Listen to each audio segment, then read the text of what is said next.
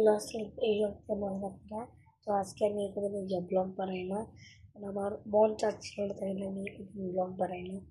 তো আমি আপনার হচ্ছে কথা বলতেছি, ওই ফার্মের যে একটা পাক কেটে গেছিলো না, এর সাথে আমিও মানে এই রেহান আছে না, আপনার তো চিনেন না, তোমার ফ্রেন্ড, ও ফার্মের একটা পাক কেটে একটা ভিডিও বানিয়েছে।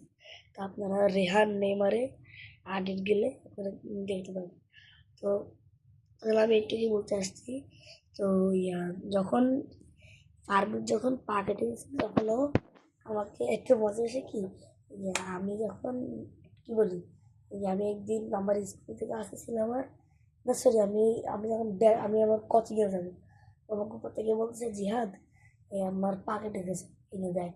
ও দেখ, আমি ওটা দেখি, ওই দেখছি।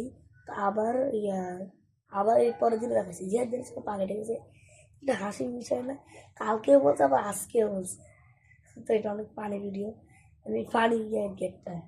তো আপনারা ভালো থাকবেন, বাই বাই।